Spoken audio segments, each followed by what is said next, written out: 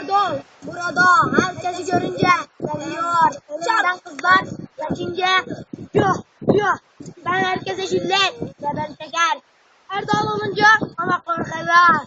Ölünce Mustafa gelince şiddetlerde doluyor. Arsız bela gibi ölümlerden atmaz. Kendini arabadan atlar mı? Kaza yapar geçer. Burada ya. Lay lay lom. Lay lay lom. Hayal burada. Söyle bana kaç kalbimi yaktım. YouTube kanallarca senin dedik. Ben Şanlıurfalıyım ama kız beni mezradan seviyor.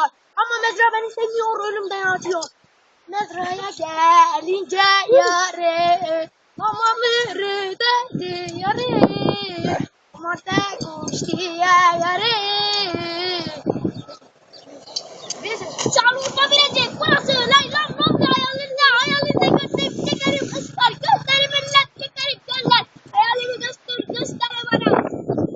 Askerlik gebenizde önler, şınavlar öldür burada bizi, herkese ölüm, işte burada ölümden çıkar yürekler, yüreklerinize dayanılmaz oldu. Kuş ya, cinciklara imiş kırabiliriz, burada ne? Çok. Erdoğan'a gelince ölümünü bozar. Ben jiletliyim, garip. Ama beni görünce herkes bozundan adını yapar.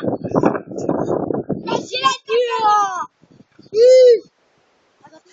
Papa bir resto bir gatta bir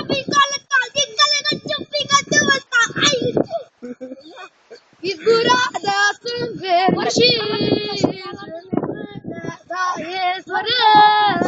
Buralarda güneş doğmaz. Batılarda neler var. Sarıcacak bir yar.